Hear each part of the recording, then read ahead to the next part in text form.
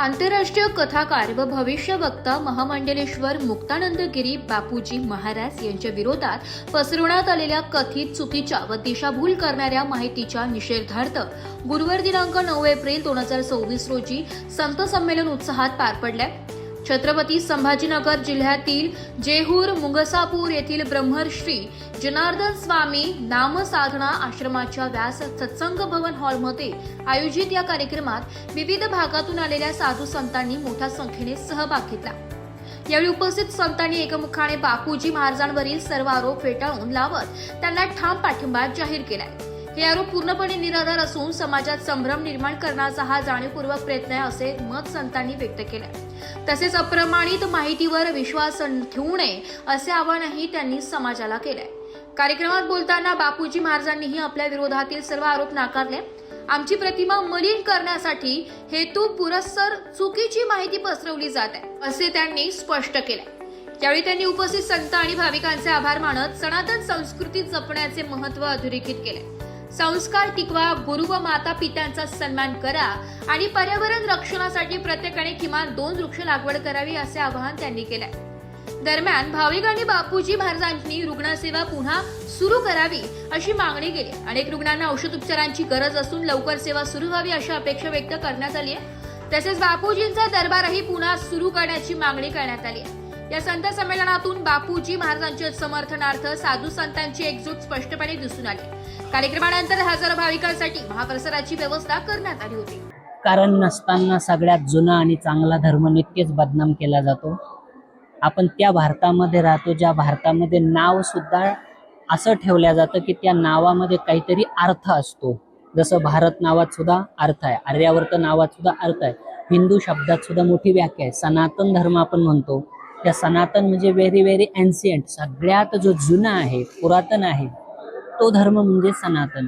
आणि त्या धर्मात आपण निवास करतो। ओल्ड इज गोल्ड, सगळ्या संतांच्या मुखात तुम्ही ऐकलं की ओल्ड इज गोल्ड, जुनं ते सोनं आहे। आणि संत परंपरा ही जुनी आहे, सनातन धर्म जुना आहे, तो कधी कुणाचं वाईट करत नसतो। एखादी गोष्ट कमी अधिक झाली तर ती समोरच्यांनी समजूनही घ्यायची असते की ह्याच्या मागे काय कारण असू शकतं। म्हणून सगळ्या संतांनी हाच या ठिकाणी संदेश दिला आणि आमचाही संदेश आहे की ह्या गोष्टी बदनाम करू नये। जे पेरलं तेच उगतं। आज सुद्धा अजूनही कितीही अधर्म वाढत असेल तरी सुद्धा बाभळी पेरल्यानंतर त्याला हापूस आंबा येणार नाही, काटेच येतील। केलेलं कर्मच माणसाला भोगावं लागतं, म्हणून उत्तम कर्मच केले पाहिजे, असा सनातन धर्म सांभाळायला हवा। बापूजी, या ठिकाणी आम्ही काही प्रतिक्रिया घेतल्या भाविकांच्या, तर औषध नसल्यामुळे आता त्यांना त्रासातून सहन करावं लागतं आहे। कधी आपण नियमित सुरू करणार आहात, काय सांगाल? नक्कीच खूपच वाईट गोष्ट आहे ती। हा कुठला प्रचार नाही, ही कुठली ॲड नाही। आम्ही सोशल मीडियावर तसं पाहता 10 वर्षापासून आहे, बिलियनमध्ये फॉलोअर करता आले असते, सबस्क्रायबर करता आले असते, पण कधी ॲड केली नाही, कधी काही टाकलं नाही। त्यावर प्रवचनंसुद्धा आम्ही काही गोष्टी रिमूव्ह केल्या, उलट पण त्यावर मटेरियल लोड नाही केलं। आणि आमचे जेवढे तुम्ही शेकडो व्हिडिओ बघाल, कॅन्सर, इतर वेगवेगळ्या फुफ्फुस आजाराचे वेगवेगळे, किडनी, हे संपूर्ण आत्ता एवढ्या 14-15 महिन्यामधलेच व्हिडिओ दिसतील तुम्हाला। आत्ताच सुरू केलं आपण त्याच्यावर टाकण्याचं, याच्यासाठी की आपल्याला प्रसिद्धी नको, ॲड नको, परंतु माऊथ पब्लिसिटी इतकी झालेली आहे की पूर्ण महाराष्ट्रात 13,000 गावं आणि 16 राज्य, 36 जिल्हे आणि काही 5-6 देशातून सुद्धा इथं पेशंट येऊन गेले आणि रिझल्ट तर 1 नंबर आहे देवकृपेने। त्यामुळे लोकांना खूप त्रास होतोय। आता औषधी संपून गेलेली आहे, त्यांचा नेक्स्ट राऊंड बाकी आहे ना आपण ते संकटमध्येच ओढवल्यामुळे आपण पेशंट बंद ठेवलेले आहेत। आम्हाला सुद्धा ते ऐकवत नाही। काही महिला रडताय, पदर पसारताय की आम्हाला औषध द्या। आताही तुम्ही सगळ्या पत्रकारांनी तुमच्या समोर बघितलं, कोण म्हणताय आमचं पेशंट पुन्हा एकदा डॉक्टरकडे गेलं, केमोची गरज पडू लागली किंवा हे झालं ते झालं, औषधी चालू करा। तर आमचे लवकरात लवकर सुरू करण्याचे प्रयत्न त्या ठिकाणी आहेतच। समाजाने काही गोष्टी समजून घ्याव्या आणि खास करून जे विघ्न संतोषी आहे, ज्यांच्यामुळे उशीर होतोय, त्यांनी मात्र समजून घ्यावं की आपल्यामुळं कुणाचं तरी रुग्ण दुःखी होऊन अजून रडतंय। या भव्य संमेलनातून जनतेपर्यंत कोणता संदेश पोहोचू इच्छिता बापूजी, काय सांगाल? या संमेलनातून पहिली गोष्ट तर हीच महत्त्वाची आहे की आपण ज्याच्याशी नाळ जुडलेली आहे तो परमात्मा आहे, ती प्रकृती आहे। आम्ही चिकित्सा प्राकृतिकच करतो, आयुर्वेदाची करतो। त्यानंतर ईश्वर हा सगळ्यात पुरातन चिर सनातन आहेत, त्याच्याशी नाळ नॅचरल पद्धतीने प्राकृतिक पद्धतीने जोडलेली राहावी. बोलणं, चालणं, संस्कार, संस्कृती, औषधी सगळ्या गोष्टी शास्त्राप्रमाणे प्रकृतीप्रमाणे घ्यावी, म्हणजे कुठलाही साईड इफेक्ट शिवाय आपल्याला जीवन जगता येतं. आणि अनेक प्रकारच्या मीडिया चुकीच्या बातम्या देऊन पटकन माणसाला भ्रमित करतात. मात्र आपण आपला धर्म सोडू नये. पत्रकार कदाचित त्यांचा धर्म सोडत आहे की चुकीची भ्रामक कल्पना पसरवतात, पण समजून घेणाऱ्याने तरी निदान शहानिशा केल्याशिवाय कधी आपलं रिॲक्ट होऊ नये, म्हणजे त्याच्यातून कुठली हिंसा होणार नाही, कुणाची बदनामी होणार नाही. हा मूळ संदेश होता. बापूजी, जाता जाता नागरिकांना, जनतेला काय संदेश द्याल? संदेश हाच आहे की सकाळी लवकर उठा, माता पितावर प्रेम करा, आपल्या गुरुवर प्रेम करा, संस्कार संस्कृती जपा. 2 तरी वृक्ष त्या ठिकाणी लावले पाहिजे, कारण शास्त्र सांगतं 10 मुलांना जन्माला घातल्याच्या नंतर जे पुण्य मिळतं ते केवळ 1 वृक्ष जर आपण रोपण केला तर तेवढ्याने ते पुण्य मिळतं, असं शास्त्रात लिहिलेलं आहे. म्हणून प्रत्येकाने प्रकृती सुंदर बनवण्यासाठी 2 वृक्ष आपल्या घरी लावले पाहिजे, ज्याच्यामुळे प्रकृती आपल्यावर उदार होईल. आणि सगळ्यांवर परोपकार केला पाहिजे. कारण भगवान व्यास, आता आपण ज्या व्यास सत्संग भवनात बसलेले आहेत, त्या व्यासांचा उपदेश आहे की सगळ्यात मोठं पाप आहे दुसऱ्याला पीडा देणं आणि सगळ्यात मोठं पुण्य आहे परोपकार. म्हणून हे 2 संदेश, की पीडा कधी देऊ नये आणि परोपकार केल्याशिवाय राहू नये, हा सगळ्यात मोठा संदेश. गुलाबाचं फूल फुलल्यानंतर ते जसं रात्रंदिवस सुगंध देतं, तसे आमचे बापूजी महाराज महामंडलेश्वर, त्यांना कशाचीच तरी गरज नाहीये. गरज आहे फक्त आपला समाज सुधारावा, पेशंट बरे व्हावे, ही त्यांना दया आहेत, कळकळा आहेत. आई वडिलांपेक्षाही संत दयावान असतात. स्वतःची शरीराची कष्टानं बाळगता दुसऱ्या लोकांचं कल्याण कसं होईल अशी बापूजींची इच्छा असते. म्हणून बापूजी जी काही घटना घडले, म्हणजे परमश्री श्री 1008 पूजनीय नामगिरी महाराज, कृष्णगुरुजी महाराज, आमची आत्मचुरा एक बैठक असते प्रत्येक महिन्याला. फोन झाला, बापूजीवर हा प्रसंग कसा ओढवला. मी तर या मताचा आहे, बरोबर या नागरिकांमध्ये भेटले नाही. बापूजी बोलून गेले की आम्ही हे स्थान सोडून कुठे निवडून जाऊ शकतो, कारण हे विश्वाची माझे घर, ऐशी मती दयाची स्थिर महात्मा आहे. आणि दुसरी गोष्ट, नाव पण मुक्तानंद महात्मा आहे. मुक्तपणे, मुक्त श्रेष्ठपणे श्रेष्ठ सर्वाच्या अलिप्त आहे. आणि एक महान तपोनदी वैराग्यशील असणारे मौनगिरी महात्मा, त्यांच्या ते परंपरेचे आहेत. आम्ही जुन्या आखाड्याचे आहोत, जुने आहोत. जुनं ते सोनं असतं, कारण ठेवा, जुन्या आखाड्याशी आपण संलग्न आहोत. म्हणून सर्वांना धन्यवाद करतो, पूजनीय महात्मांना प्रणाम करतो की आपण आपलं जे कार्य पूर्वीचं आहे ते आपण पुन्हा चालू ठेवावं. आमचा समाज तुमच्या पाठीशी आहेत. नुसतं असं म्हणायचं नाही आप आगे बढो हम आश्रम सांभाळते, असं नाही. आपण बाबाजीच्या समोर कायम असावं, जेणेकरून बाकीचा समाज त्रास देत असतो तरी परंतु तो त्रास आपण सहन करून आपण समाजाकरता जीवन अर्पण केलेलं आहे. पुन्हा शकता आम्ही बापूंना धन्यवाद करतो, प्रणाम करतो. आपल्याला 100 वर्ष आयुष्य लाभो. आपल्या हातातून फार मोठी दल लोकांची सेवा करते. आणि उपकारापुरता आम्ही जेवढं काम आता करायचंय आम्हाला, ते फक्त समाजाच्या कल्याणासाठी करायचंय, जगायचंय. प्रत्येक श्वास तो घ्यायचा आहे, तो या समाजाच्या कल्याणाकरता, समाजात चांगल्या गोष्टी प्रचारित करण्यासाठी. तेव्हा मरणाची भीती तुम्हालाही नाही आहे, आम्हाला पण ती नाही आहे. आमच्या आखाड्याची एक परंपरा आहे, आमच्या एका हातामध्ये शास्त्र आहे आणि दुसऱ्या हातामध्ये शस्त्र आहे. खूप प्रचाराच्या विरोधात लढायला आमचं शास्त्र ज्या वेळेला कमी पडेल त्यावेळेला हा नागा साधू शस्त्रही हातात धरायला माग पाहत नाही. हे अनेक इतिहास आपल्याला सांगतात. आणि म्हणून कोणी असं समजू नये की साधू दुर्बल असतो. फक्त एवढंच आहे, आमचा सदसद विवेक बुद्धी आम्हाला सांगत असते की समाजाचं भलं तुला चिंतायचंय. मुठभर लोकांच्या नादी लागून चुकीचं प्रदर्शन करण्यापेक्षा खूप मोठ्या लोकांच्या संवर्धनाची जबाबदारी तुझ्यावर आहे. तू खपत राहा, पण समाजाला तू चुकीच्या मार्गाला नेऊ नकोस हे सांगणारा आमचा साधू समाज. ठरवलं, हाक मारली असती तर बापूच्या पाठीमागे हजारो लोक उभी राहिली असती आणि विरोधकाचं काय झालं असतं हे त्यांनाच कळालं नसतं. पण ते होऊ नये ही एक प्रामाणिकतेच्या बापूंची. आणि म्हणून वेळ येत जाते, वेळेत बदल होत राहतो, त्याच्यामध्ये कमी जास्तपणा होत राहतो, म्हणून तेवढी शांती धरलेली असते. वादळापूर्वी शांतता अत्यंत महत्वाची आहे. वादळ उठायचं असेल, वादळ यायचं असेल तर शांतता ही त्याची मुख्य प्रकट असते. आणि म्हणून जर कोणी हा जर इशारा समजून घेतला नाही तर या शांतीनंतर वादळ उठणारच आहे. ते वादळ मग कुणालाच धोकणार नाही. तेव्हा भगवा हे अग्नीचं प्रतीक आहे आणि ह्या अग्नीमध्ये आमचा महात्मा ज्या प्रकारे अग्नी धडकतो, गळतो, तापतो आणि त्या अग्नीमध्ये जेही काही पडतो, लाकड असते,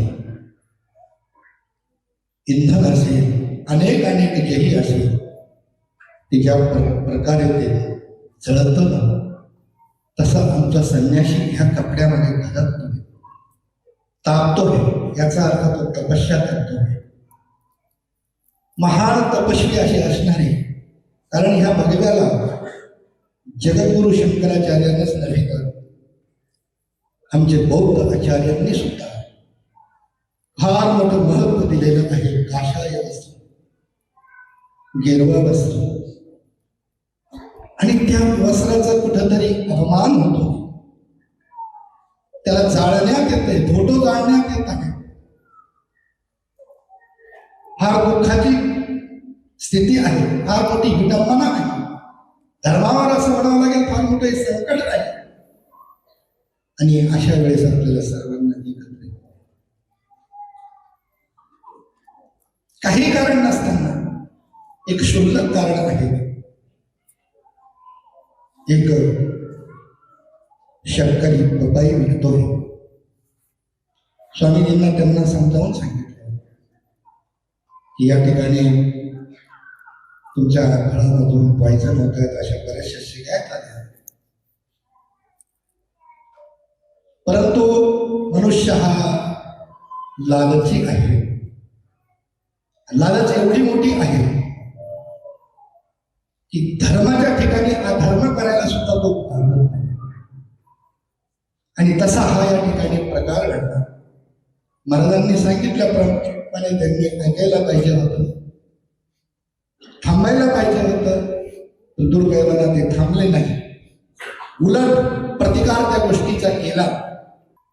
प्रतिकार केल्यानंतर त्यावरही ते थांबले नाही, आणखीन पुढे गेले आणि त्याचा खूप मोठा असा व्याहाव केला. आणि ते व्याहाव करून त्याचा दुष्प्रचार करायला लागले. म्हणजे सनातन धर्माला कुठंतरी गालबोट लावायला लागले. हे ठीक नाही, हे चांगलं नाही. सनातन धर्माचा हा अपमान नहीं सहेगा अपना भारत, कब तक सहेगा. असं करू नका, चांगलं नाही आहे. संत सताए तीन में न रहे तापो मोंस, अरे तीनों रोवत चले गए रावण कौरव कंस.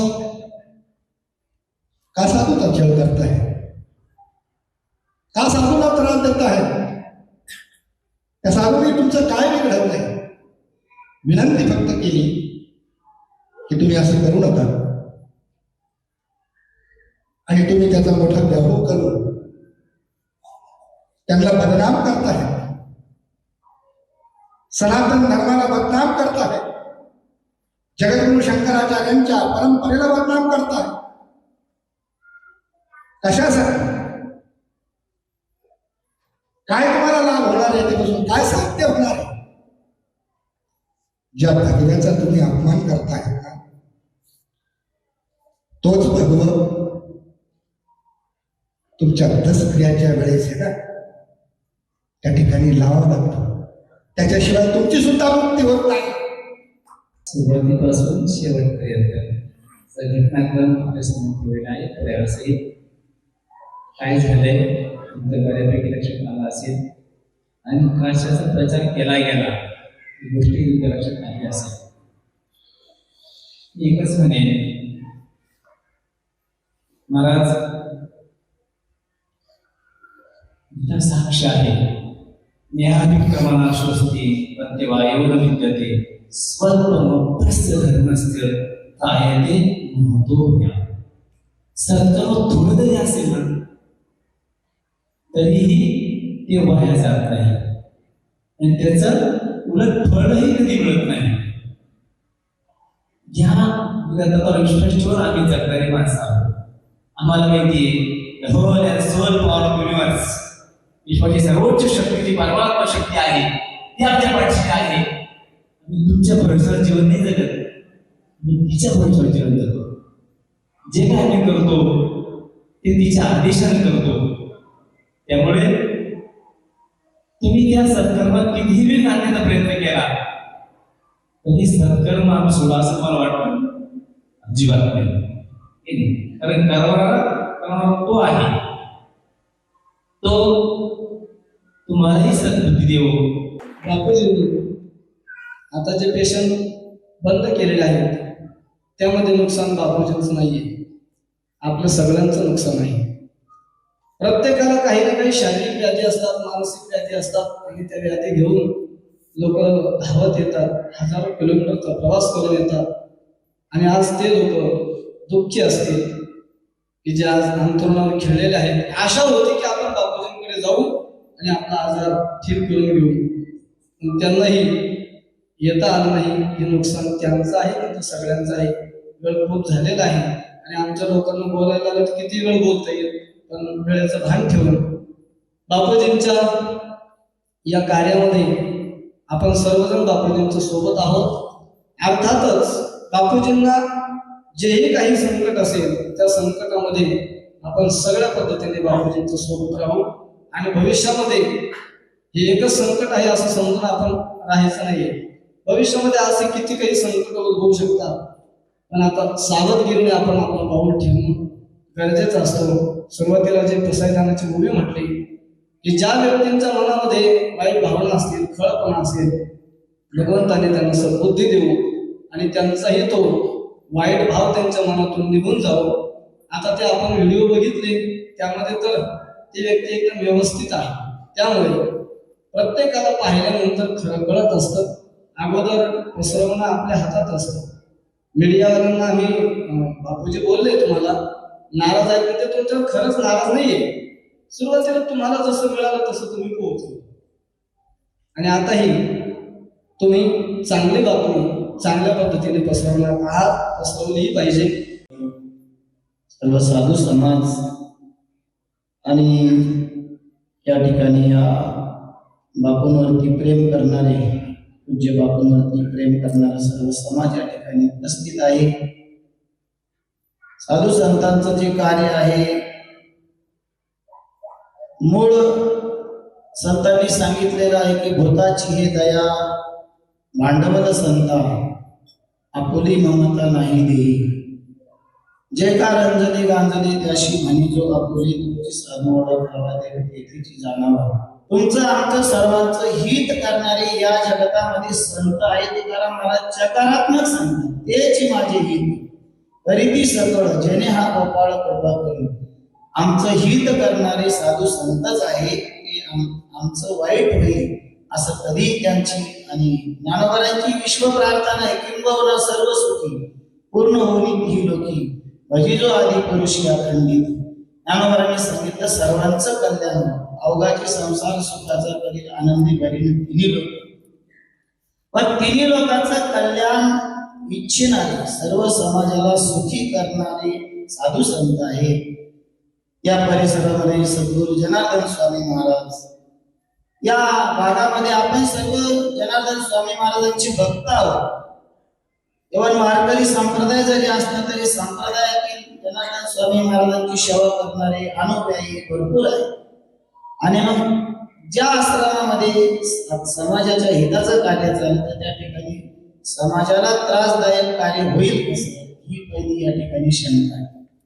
फक्त एकच आहे की त्यांनी जे सांगितलेले नियम आहेत ते आपण पाळले पाहिजे. परंतु आपण सर्वांनी लक्षात घ्यायचं की बापूजी सारखे संत आहेत हे जे कार्य करतात हे कोणासाठी करतात.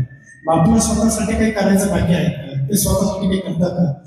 हा जर थोडा विचार जर आपण केला, ते जे काम ते कार्य करतात की जे दुर्बळांसाठी जे पीडित आहेत त्या लोकांचं दुःख जावं, त्यांच्या जीवनामध्ये सुख यावं यासाठी ते 8 तास करत असतात. 16 तास ते बसतात, 16 तास ते साधना करतात. कोणासाठी करतात? म्हणजे हे जगाच्या कल्याणासाठी ते करत असतात. आणि अशा लोकांना आपण त्रास देत असतो. आणि हल्ली एक असं फॅड बनलेलं आहे की आपण जर बघितलं की 4 लोक असतात फक्त गावामध्ये, 4 लोक ते वाईट काम करतात. ते 4 लोक एकत्र येतात आणि आपली ती पूर्ण स्टोरी बनवतात आणि कोणाला तरी बदनाम करत असतात. कोणाला बदनाम म्हणजे बापूजीलाच एकट्याला बदनाम करायचा हा प्रयत्न नसून हा संपूर्ण सनातन धर्माला बदनाम करण्याचा किंवा संपवण्याचा प्रयत्न आहे. कारण सनातन धर्म हा असा आहे की हा पूर्वीपासून आलेला आहे. याला कितीतरी लोकांनी आतापर्यंत संपवायचा प्रयत्न केला, दूषित करायचा प्रयत्न केला, याला डागावण्याचा प्रयत्न केला, पण तो कधी लागला नाही. मग कोणाला तरी मोहरा बनायचं, बापूसारख्या महात्माला मोहरा बनवायचं आणि सनातनवर शिंतोडे उडवायचे. एक काळ असा होता की हिंदू धर्माचं नाव घेतलं तरी लोक लाजायचे की हिंदू धर्म जर म्हटलं तर असं वेगळ्या नजरेने त्याला बघितलं जायचं. तीच अवस्था आता आहे. आणि फक्त हा हिंदू धर्माला, सनातन धर्माला बदनाम करण्यासाठी हा एक बापूसारख्यांना मोहरा बनवला जातो आणि त्या पद्धतीला डॅमेज केलं जातं. अशा अनेक घटना होत असतात. बघा, 4 लोक जे वाईट कर्म करणारे जे 4 लोक आहेत ते एकत्र येऊन अशा प्रकारचं षडयंत्र रचतात आणि पूर्ण धर्माला बदनाम करण्याचा प्रयत्न करतात. आणि जे संत पूर्ण आपलं अख्खं आयुष्य समाजासाठी वेचतात